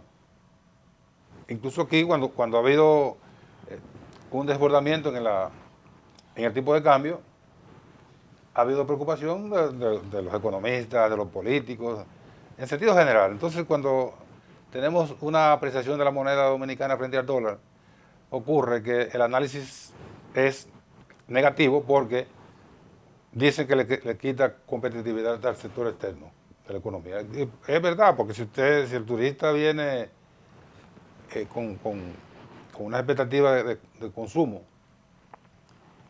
digamos, que trae $1,000, espera cambiar y tener un rendimiento de la moneda dominicana, y cuando viene con un tipo de cambio más bajito, eso le quita le quita dinero de la mano. Pero eso es un escenario muy bonito. Pero frente a la población, ¿qué es más relevante? Mantener el tipo de cambio que no impacte en la inflación en unos niveles controlables, o complacer al sector externo con un incremento de la moneda para que el sector externo sea más competitivo, digamos. No, varias cosas sobre tu pregunta. Y aclaro lo siguiente. En mi intervención anterior hacía referencia al tema de que beneficiaba al turista, y es al turista dominicano. El turista dominicano que sale cuando compra dólares, pero lo compra mucho más barato, porque el turista que visita la República Dominicana obviamente recibe menos pesos por sus dólares, y eso hace que se encarezca el costo de su estancia en el país. Entonces, a él claramente no le favorece. Mira, cuando se analizan estos temas, tú no puedes tomar estos temas de manera puntual. ¿Qué debería ser una política cambiaria apropiada? Una política cambiaria apropiada es aquella que debería mantener niveles de competitividad. Los niveles de competitividad se miden rápidamente. Por ejemplo, tú pierdes competitividad cuando tu nivel de inflación, tus niveles de costos van incrementándose a un ritmo mayor que el de tus socios comerciales, digamos el caso de Estados Unidos, que siempre es lo que tomamos como referencia. Entonces, ese diferencial de inflación, tú deberías de corregirlo, porque es un diferencial de costo que tiene la economía que desfavorece al país. Tú deberías de corregirlo depreciando el tipo de cambio, y eso te ayudaría a mantener la competitividad. Del 2012 al 2019, eso se hizo de manera impecable, impresionante. Tú tomas lo que es el tipo de cambio real, tú ves cuánto es el diferencial de inflación entre República Dominicana y Estados Unidos, y la depreciación del tipo de cambio, y las dos líneas prácticamente se superponen una encima de otra. Eso es un manejo apropiado de la política cambiaria. Como tú ves, tú no tienes que perjudicar uno en favor del otro. Cuando uno diseña una política de cualquier tipo, uno está pensando en la sostenibilidad de mediano y largo plazo. Las políticas no se diseñan, digamos, para la coyuntura, salvo situaciones extraordinarias, que tú tengas un choque externo y tú tengas que diferenciar, digamos, tú tienes una situación catastrófica, como la que han vivido algunos países recientemente, y tú tendrías que adoptar medidas coyunturales extraordinarias. Pero en condiciones normales, las políticas económicas se diseñan pensando en el mediano y largo plazo, pensando en la sostenibilidad de esas políticas. ¿Por qué tú vas a apreciar el tipo de cambio si todos sabemos que la economía, hoy día los costos, tú le preguntas a cualquier importador, lo estoy diciendo con propiedad porque le he preguntado a varios importadores, ¿cuál es el nivel de precio que usted tiene fijado, el precio de referencia que usted ha utilizado para fijar los precios de los artículos que usted vende? 64, 65 por 1. Entonces, si la economía está ajustada ya a un nivel de 64, 65 por 1, ¿por qué usted va a permitir una apreciación del tipo de cambio para favorecer el sector importador en detrimento del sector exportador? Eso no tiene sentido. Eso es una locura desde el punto de vista de la gestión de la política económica. Entonces, el tema pasa por ver esto. Pero para que tú sigas ahí lo conectes, la apreciación de la moneda dominicana ha sido presionada o ha operado de manera automática? No, es que el problema puede ser de manera automática. Digamos que es de manera automática, ¿no? Eso se puede, no hay que entrar en discusión. El tema es que usted está para gestionar ese problema, porque la política económica es para gestionar eso. Y entonces, ¿usted tiene los instrumentos para gestionar eso? Claro que usted tiene los instrumentos para gestionar eso. El Banco Central pudo haber comprado ese excedente, estabilizar el tipo de cambio en un nivel que no afectara a los importadores ni a los exportadores, que fuera neutra la política, porque esa política no es neutra. Esa política es sesgada a favor de determinados sectores. Y tratando de apoyar a la población, que en principio usted puede verlo bien, pero que a largo plazo sabemos que eso no es sostenible, que como quiera lo va a pagar. Por eso es que uno piensa que eso tiene un componente de populismo económico. Populismo económico. Populismo económico cuando usted adopta medidas que no son racionales, que no son sostenibles en el tiempo. Entonces, si usted tiene una situación como esa y usted sabe que eso no es sostenible en el tiempo, que los próximos meses veremos si el tipo de cambio se va a mantener o no se va a mantener en esos niveles, entonces no tiene sentido que usted le haga pagar a esos sectores, que usted los someta a una situación de incertidumbre como la que están viviendo actualmente, porque usted dispone de los instrumentos para poder corregir esa situación. Usted pudo haber comprado esos excedentes y hacer lo que nosotros llamamos técnicamente esterilizar, eliminar los excedentes de liquidez que generan el incremento de los agregados monetarios que generan la compra de divisas por parte del Banco Central, mediante la colocación de certificados. Entonces, y posteriormente, cuando venga la presión cambiaria, usted podía utilizar esa misma reserva para poder mantener estable el tipo de cambio. Usted tendría que tener una política económica más activa en términos de gestión del mercado cambiario, tanto en términos de compra, en términos de venta. Yo no creo en esa teoría de las autoridades monetarias en el sentido de que estamos en un régimen de libre flotación. Nosotros tenemos mercados pequeños y muy imperfectos, y esos mercados pequeños y muy imperfectos se prestan para muchas cosas. Por eso yo creo en una gestión del tipo de cambio más activa, más orientada a mantener la competitividad dentro de niveles que obviamente permitan cumplir también con la meta de inflación. Hay momentos donde hay que elegir entre uno y otro porque se presenta un verdadero dilema, y entonces hay que ver hasta dónde yo consiento que se me deslice una cosa y no afectar de manera tan severa lo otro. A eso es que me refiero. Luis, las proyecciones de crecimiento para este año están por encima del 4%, según el Banco Central. ¿Tú consideras que esta meta podría lograrse en un escenario internacional donde siguen vigentes incertidumbres? Es que yo creo que hay aspectos internos, primero, que hay que examinar. Mira, 3 o 4 elementos que hacen que uno tenga duda sobre eso. Que la economía dominicana ha dado muestra de una resiliencia extraordinaria para manejarse frente a otras cosas. Ahora, ¿cuáles son los sectores que están creciendo? Que han aportado ese 4%. Fundamentalmente 4 de ellos.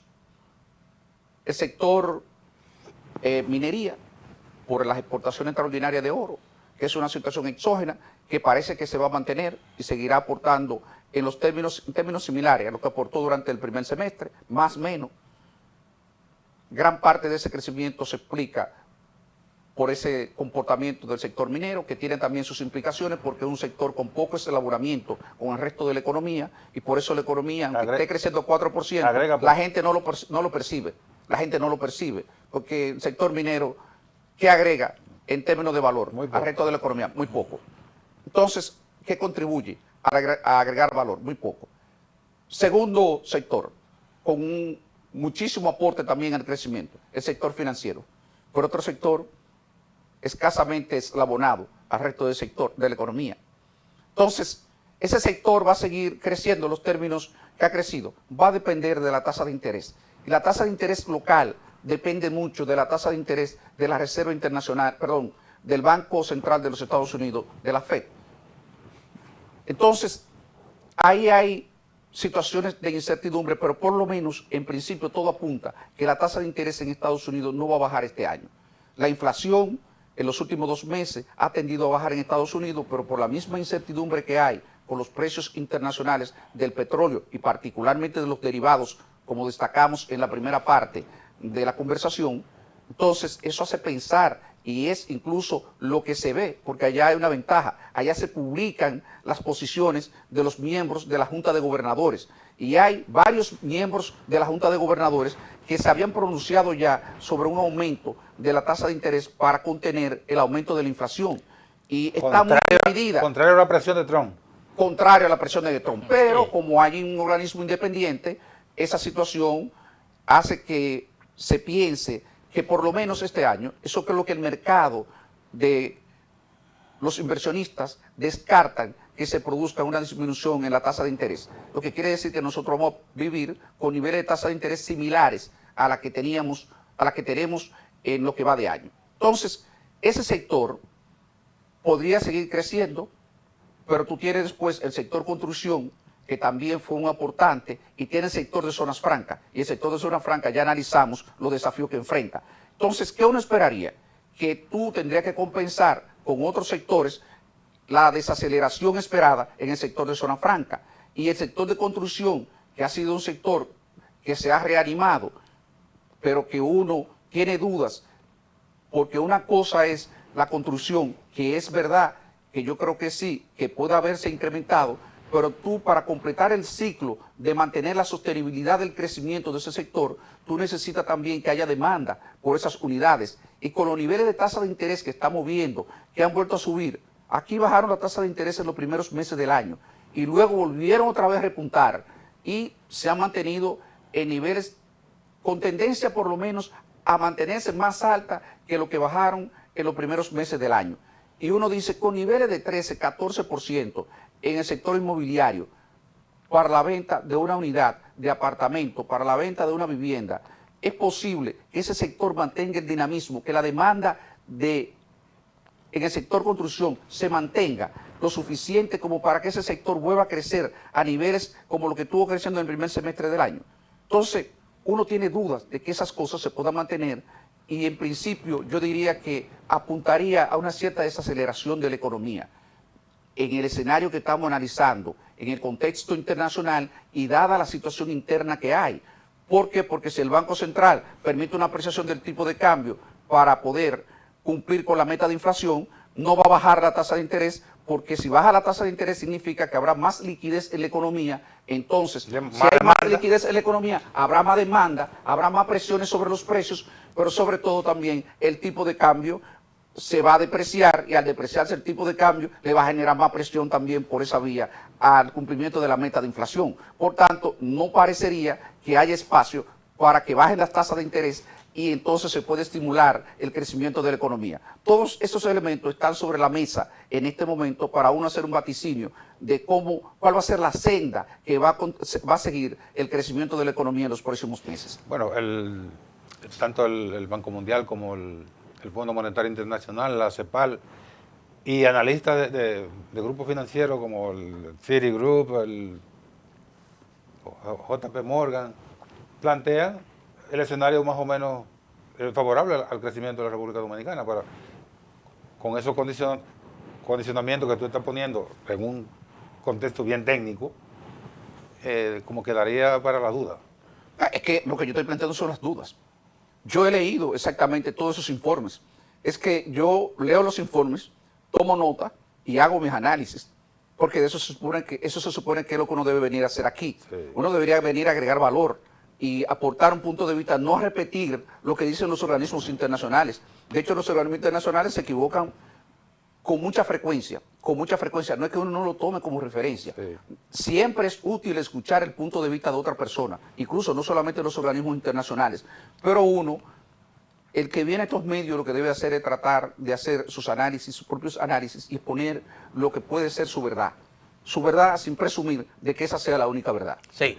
Luis, el gobierno anunció ayer un método novedoso, creó Eficompras, compras digitales para las instituciones públicas que estén por debajo del umbral que establece la ley de compra y contrataciones.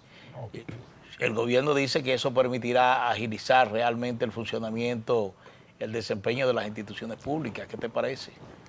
Bueno, me parece que el proceso, todo lo que tenga que ver con proceso de automatización en el sector público, uno tiene que verlo con beneplácito. Y uno lo que espera es que la herramienta que se haya diseñado sea una herramienta eficiente. Porque es verdad, ¿cómo es posible que usted para comprar, por ejemplo, un mueble, usted tenga que pasarse 3 meses, 4 meses, 6 meses para eso? Señor, pero el mueble deteriorado, lo están esperando para sentarse. Eso lo sabemos todo lo que hemos estado en el sector público. Muy bien, bueno, cuesta 40.000 pesos. Cuesta 40.000 pesos, por Dios. Y entonces hay situaciones ahí que eso no tienen... Lo está diciendo una persona que fue director de presupuesto. Que yo siempre me refiero, pero además hay cosas irracionales en el gobierno. No, pero a muchas, pero y a situaciones. Pero míreme, déjame contarle a las personas que le dan seguimiento al programa la anécdota que me pasó con el tema de la alimentación de un mamífero acuático que llegó muy deteriorado a manos de las autoridades y que después se hizo muy famoso. Y entonces, pero era un mamífero que comía mucho, costaba mucho, porque había que alimentarlo con vegetales. Y entonces, el acuario, que es la institución, no disponía de la disponibilidad de recursos para poder comprar los vegetales. Los vegetales porque tenía que alimentar otros mermes de esto y le llegó de manera improvisada. Y qué bueno que tuvieron la actitud de rescatarlo, porque eso es lo que hay que rescatar, señores. Ese es el papel del Estado. La naturaleza. No, pero el papel del Estado, la naturaleza es esa, ocuparse de situaciones como esa. Entonces, y esa institución está actuando de manera responsable. Y entonces la directora me escribe una carta pidiéndome una situación, mire, ya la tarjeta de crédito no me da para manejar esta situación. Y entonces alguien de los funcionarios que trabajan conmigo me llevan el problema y me dicen, director, no sabemos qué vamos a hacer con esto. Y yo le respondo, ¿cómo que usted no sabe lo que vamos a hacer con eso? Y ustedes van a dejar que aparezca en primera plana de los medios de comunicación. Muere Manatí, oye, porque el gobierno no fue capaz de alimentarlo. Por Dios, entonces no sé si me entiende de esto. Sí, o sea, hay cosas en el Estado que usted tiene que buscarle respuesta. Que hay que resolver. Sí o sí. Sí o sí. No, perdóneme. Y si usted mañana tiene que pararse delante de un juez, usted espera que el juez sea racional. Y el juez oye todo eso porque hay situaciones de esto que también usted alguna vez va a tener que violentar los procedimientos porque hay situaciones de emergencia. Es que si usted tiene un niño en el hospital, que son casos reales que yo estoy hablando, esto no son casos, son las vivencias que estoy contando. La directora del hospital Robert Rick Cabral la llaman a las 11 de la noche con un niño que está en una situación grave. Hay que aplicarle un medicamento que en ese entonces costaba 30.000 o 40.000 pesos. Ella coge su tarjeta de crédito y la manda a comprar en un hecho de responsabilidad digna de encomio, de reconocimiento, ¿verdad? Un hecho humano. No, pero además digno de encomio, porque hay que ver la responsabilidad, obviamente, con la que un director está actuando con un niño que está bajo su responsabilidad. Entonces, después el Estado Dominicano no tiene cómo reembolsarle los 40.000 pesos. Esas son situaciones ridículas. Ridículas. Entonces, hasta que un día yo decía, no se preocupe que se lo vamos a devolver, aunque caigamos presos aquí, obviamente, en México, porque tiene el problema. Entonces, cuando se plantean soluciones como la que refería Manuel, uno celebra eso, porque uno sabe que eso de alguna manera va a aliviar, va a facilitar la respuesta a ese tipo de problemas que se da en el gobierno. Esas compras que no llegan, digamos, al umbral para exigir otros requisitos. 268.000 pesos. Usted debería, obviamente, de buscar un mecanismo, obviamente, de que con lo mínimo, por comparación de precios, usted pueda tomar una decisión rápido y que la institución pueda beneficiarse de la compra de lo que sea, que es seguro que va a responder a una necesidad. Además, lo tiene presupuestado, porque ya lo tienen presupuestado. Y si lo tienen presupuestado, usted tiene que dejar que las instituciones adquieran lo que necesitan para que puedan ofrecer un buen servicio. ¿Qué es lo que uno espera después de eso? Que den el buen servicio. Claro, vamos a pasar un poquito ahora al político. Hablen, adelante. El PLD está inmerso en un proceso que termina, ese proceso, ¿verdad? Ese tramo, termina en octubre, que es ¿cómo se llama? La consulta. La consulta. Que es una primaria disfrazada, pero está bien, una consulta. Hay varios aspirantes Está el ministro Gonzalo Castillo, está el exministro Francisco Javier García, está el exministro Domínguez Brito, está el exministro El Camejo. Ahí están los 4. Hay más, está Luis de León y hay 2 compañeros más. Faltan 2. Faltan 3. Faltan 3. Mi querido Luis de León. Las mujeres se bajaron de la lucha porque no está ni Margarita Cedeño ni está Marisa Hernández, que siempre aspiró. Bueno, está el ex ministro y el ex alcalde, bueno, haber no ha sido ministro, el ex alcalde Abel Martínez. En ese ambiente, ¿por dónde anda tu preferencia, si se puede decir? Yo he tenido, por ejemplo, manifestaciones de preferencias, sobre eso lo hubiera hecho público, pero yo me voy a sumar, yo soy una persona comprometida, y lo he dicho una y otra vez, independientemente de lo que ocurra en las elecciones del año 2028, mi compromiso es tratar de dejar un Partido de la Liberación Dominicana fuerte, al servicio de la sociedad dominicana. El Partido de la Liberación Dominicana es el partido, desde el punto de vista orgánico, más sólido que tiene el sistema de partido de la República Dominicana. Y a pesar de todas las embestidas que ha sufrido, de todo, está de pie. Y está en pie de lucha. Y se ha fortalecido de nuevo. Y mi responsabilidad es dejar un partido que pueda seguir sirviéndole a la nación con todas las imperfecciones que puede tener. ¿De acuerdo? Que está formado por hombres y mujeres de esta sociedad. Yo no estoy diciendo que nosotros somos un instrumento perfecto. Lo que yo he dicho es que el país avanzó y avanzó mucho durante las gestiones de gobierno del Partido de la Liberación Dominicana. Esas gestiones de gobierno comparan con las mejores gestiones de gobierno, si no son las más exitosas que ha habido, sobre todo en los últimos 50 años en República Dominicana. Y eso merece que ese partido se preserve para que pueda seguir aportándole a la sociedad dominicana. Yo voy a seguir pensando, reflexionando sobre estos temas para tratar de aportarle al Partido de la Liberación Dominicana lo que yo entiendo que pueden ser potenciales soluciones a muchos de los problemas que hemos estado discutiendo aquí. Esa es la característica de ese partido. No hay posiblemente ninguna otra estructura política que tenga la visión de mediano y largo plazo que tiene el Partido de la Liberación Dominicana. Repito, no es un instrumento perfecto. No es que todo lo que hace el Partido de la Liberación Dominicana resulta de mi agrado. Yo lo que soy es un militante disciplinado.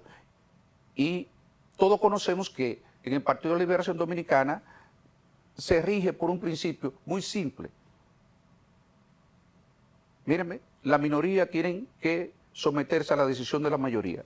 Sí. Y basado en eso, yo he vivido feliz, porque al final, un partido que tiene vocación democrática, que ejerce esa democracia internamente, por lo menos con mucho más frecuencia que cualquiera de los otros partidos políticos,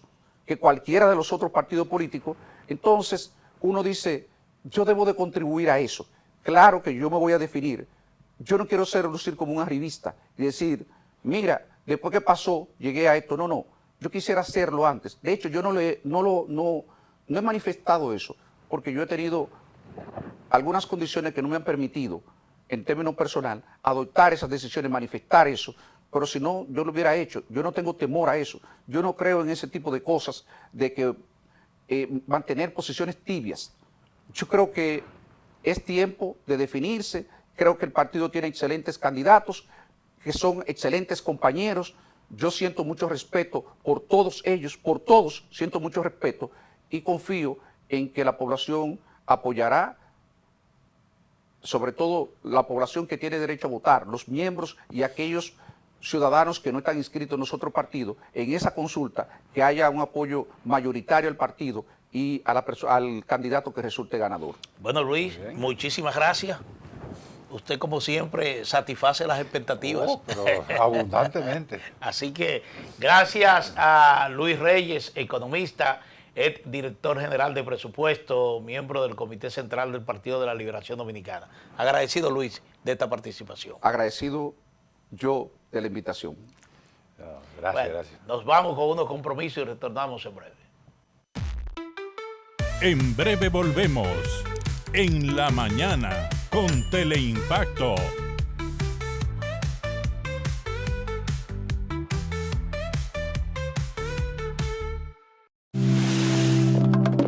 Dominicana es venir por 10 días y sentir que quisieras quedarte 10 años más. Porque nunca una montaña te había hecho sonreír tantas veces como acá. Conducido por el experimentado periodista Abigail Peña, conecta a los dominicanos con personajes destacados para hablar de actualidad, historias y momentos coyunturales del país y el mundo. La Hora de Abigail, de lunes a viernes de 3 a 4 de la tarde por Teleimpacto 52. Un espacio de entrevistas, análisis y comentarios de los temas de la actualidad nacional e internacional. Coge exactamente como punto de referencia. Sondeo con Luis Encarnación Pimentel y Danilo Cliné. De lunes a viernes, de 1:30 a 2:30 de la tarde, por Teleimpacto 52. La cantidad de votos que Lo actual de una forma diferente.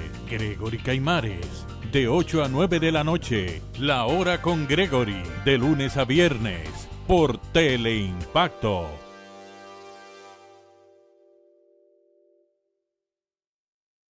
Saludos, amigos y amigas de La Respuesta. Doctor Marino Vinicio Castillo, un agudo analista de la realidad nacional e internacional. Y que con la gracia de Dios esperamos estar con ustedes el próximo fin de semana. Gladiador de la palabra que ha librado todas las batallas de la vida, íntegro en el aspecto moral, con profundas convicciones y una arraigada fe cristiana. La Respuesta con el doctor Marino Vinicio Castillo, todos los domingos de 12 a 1 de la tarde, a las 3 de la tarde y 9 de la noche, por Teleimpacto.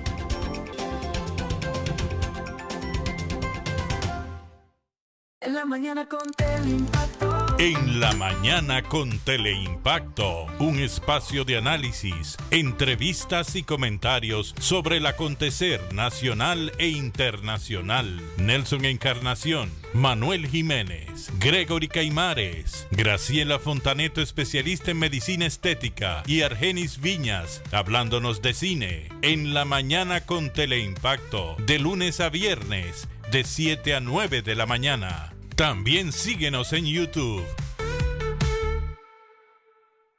La felicitación de Abel condicionó ya el Comentario, análisis, cobertura, los acontecimientos que impactan al país y al mundo, con un equipo de comunicadores expertos. Propuesta de la noche, de 7 a 8 de la noche, por Teleimpacto.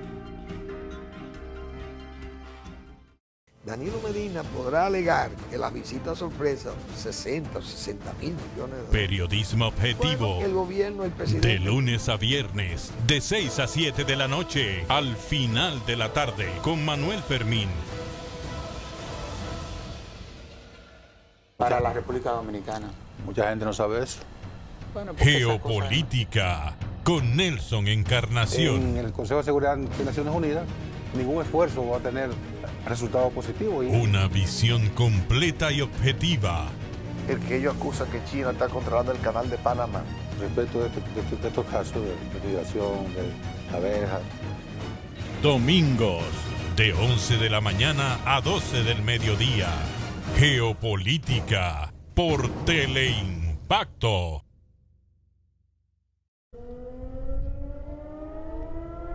Las sirenas antiaéreas son parte de la vida cotidiana de DW en español.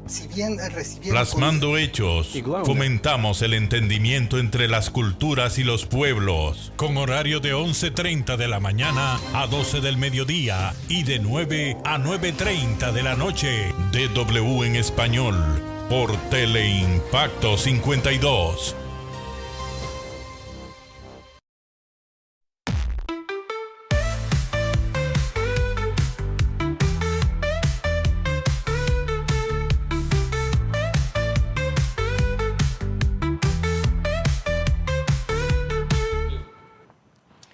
Bueno, sin duda, brillante entrevista la de Luis Reyes, un economista que Yo le comentaba a Nelson fuera de cámara que tiene posiciones propias, muy acorde con lo que establecen los principios económicos, ¿verdad? Lo que se aprende en la universidad. Sí. Pero Luis es un economista muy práctico, sobre todo muy práctico. Sobre todo en la Escuela de Economía se enseñan muchos métodos, muchas fórmulas, muchos términos que son de difícil dominio para la población, porque no entienden ese lenguaje. Pero, cuando viene un economista que apalatana esos términos, bien edifica a la población, a nuestros amables televidentes, porque venir con esas fórmulas, esos términos económicos que son abstractos, que son muy desconectados del público que uno tiene, pues no le aporta mucho, pero Luis, muy gráfico. Miren, ayer a mí me llamó la atención las palabras del general Andrés Modesto Cruz y Cruz, cuando entregaba el mando de la dirección de la Policía Nacional en un acto donde la ministra de Interior y Policía, Farideh Raful, fue a posicionar el nuevo incumbente al frente de esa institución del orden. Él pronunció una frase que es fundamentalmente lo que me llamó la atención. Él decía: nunca, nunca permitan que nadie les haga creer que actuar correctamente es una debilidad o un error. Sean fuertes, preservando sus principios éticos y morales. No dejen de luchar por lo correcto, aunque le cueste el puesto. Es una frase profunda. Es una parábola, una metáfora que uno quisiera que el general, ahora que ya está batido igual que nosotros, de civil, viniera aquí al programa a explicar qué quiso decir. Como dijo, pero él fue por tu retiro. Claro. Ah, bueno, pues la cosa fue grande. No, que la ley orgánica lo establece. Ah, okay. El que llega a jefe de la policía tiene que, cuando cesa, también cesa su carrera policial.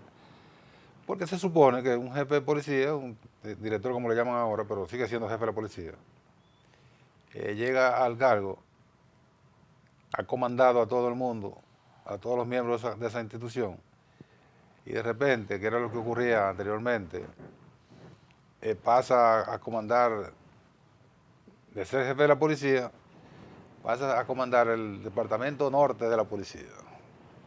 Entonces, eso ahí como que no encaja, no encajaba. Pero dejó dicho muchas cosas con ese discurso. Pero yo entiendo la parábola.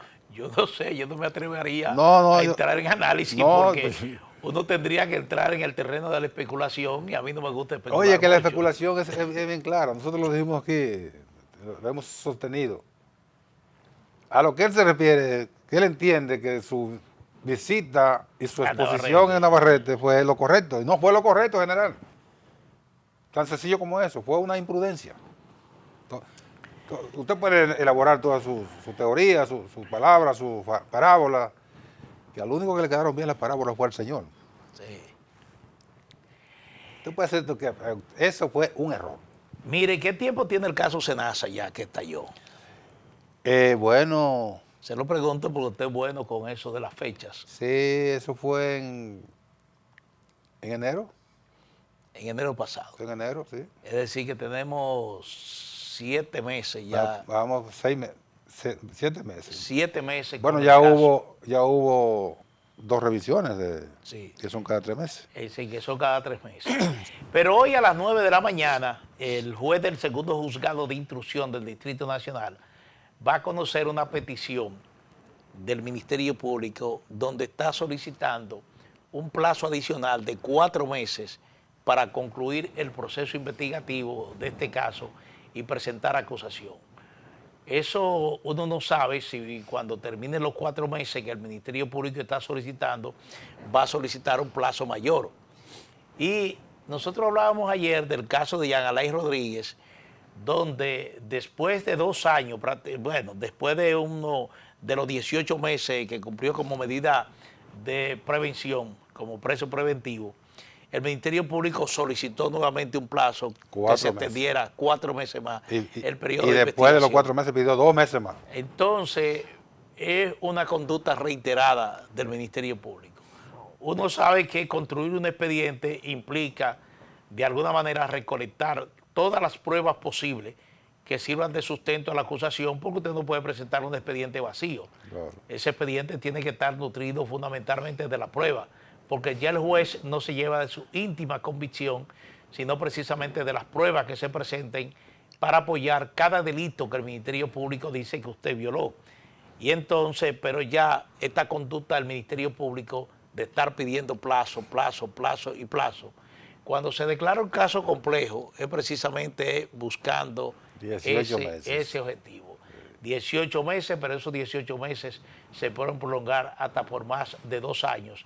Y eso impacta de manera directa en la duración del proceso. Entonces tenemos que un proceso que permanece 2 años en la fase de investigación y después llega a la fase de conocer el juicio para determinar si va a juicio de fondo. Imagínese usted el tiempo que eso se precisa con los incidentes que presentan los abogados, porque he dicho que tienen que presentar su estrategia de defensa con las alegaciones que presenta el Ministerio Público, la lectura del expediente del Ministerio Público, que siempre es muy voluminoso. Todo eso conlleva un tiempo extraordinario y cuando usted viene a ver, estamos a 4 años del proceso y ahí lo que se plantea nuevamente es la situación que tiene Jean Alain Rodríguez.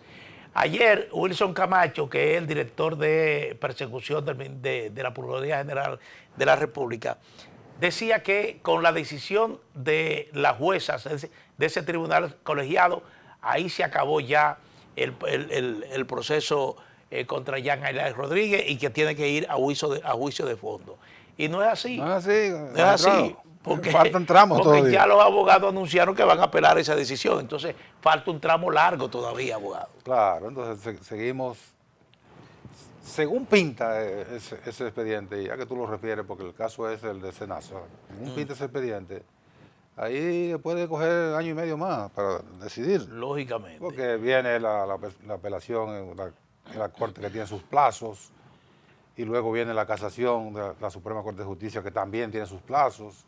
Eso se puede tomar 1 año y pico para ir a juicio de fondo. Entonces, ver si llega a juicio de fondo. Si no es que tiene todavía el peldaño del Tribunal Constitucional. O sea, no es así, magistrado. Él ayer hablaba muy contento de que ya eso terminó ahí. No. Él sabe que no. Él sabe que no terminó. Sí. El caso del Senasa, que es un caso que ha generado mucha prensa y muchos comentarios, y ha impactado de manera significativa el ánimo de la gente frente a los imputados de este caso, porque estamos hablando de que supuestamente, ahí según la teoría del Ministerio Público, ahí se sustrajo o se sullevó más de 15.000. Más de 15.000 millones de pesos que fueron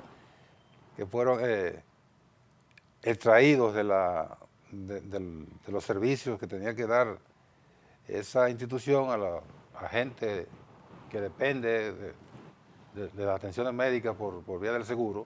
Entonces eso tiene un impacto emocional muy grande, porque la gente piensa, bueno, pero si mi tío tenía el seguro de Senasa y fue a un hospital y le dieron un mal servicio o no le prestaron el servicio a tiempo y el viejo falleció, esa persona odia de manera visceral a quienes están encartados en ese expediente, porque le atribuye la muerte de su tío, de su primo, de su familiar cercano, a la falta de servicio que le dieron en Senasa, porque se robaron el dinero. Entonces eso, usted puede decir lo que le dé la gana, puede buscar cualquier palabra para graficar el tema, y a la gente le impacta duro eso.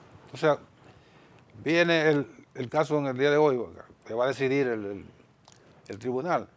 Bueno, yo creo que cuando se dictó la medida de coerción, el Ministerio Público pidió 18 meses y que se declarara el caso complejo, y no han pasado los 18 meses todavía. Yo no entiendo bien por qué se pide el plazo de los 4 meses adicionales si es que el Ministerio Público prevé que en los 18 meses de la complejidad del caso no le va a ser suficiente para documentar el expediente y llevar al juez las pruebas para que eso llegue a juicio de fondo. Yo no entiendo cuál es el comportamiento del Ministerio Público, no entiendo cuál es la estrategia del Ministerio Público, no entiendo esa actitud de generar unas expectativas en un proceso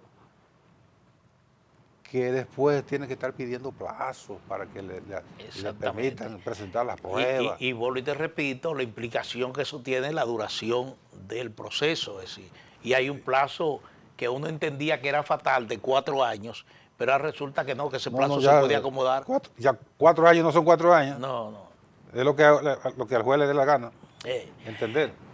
Mire, señores, estamos en la recta final, pero yo no quisiera, Nelson, dejar de comentar la decisión de Shakira. Shakira es una artista muy popular a nivel mundial, una mujer que se presenta en un estadio deportivo y lo llena. Sí.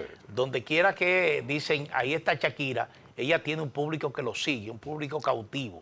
Y usted dirá, bueno, eso le ha dejado mucho dinero. Es una artista que posiblemente amase una gran fortuna. Pero lo que anunció ayer en Colombia... No así su ex marido, Piqué, que está quebrado. Sí, lo que anunció ayer en Colombia, donde llegó sorpresivamente, es digno realmente de alabarse. Ella está anunciando que primero va a construir la Universidad del Chocó, una zona del Chocó que el terremoto le hizo colapsar totalmente, pero también va a construir varias escuelas en esa zona que fue afectada por los terremotos. Ella llegó a Colombia acompañada del hijo de Warren Buffett, que es un multimillonario. Que ha apoyado varias acciones sociales en Colombia. Y entonces él va a estar también en este proyecto. Y yo quería señalar esto porque es una labor loable, es una labor realmente que muestra su solidaridad con su país y que en caso de algunos artistas no lo hacen. Eso la eleva, una condición humana por encima de su condición artística. Ella no está obligada a hacerlo. No. No está obligada a hacerlo. Eso es un asunto que le surge de manera espontánea, una acción humanitaria. Ese compromiso con su país y con esa zona afectada.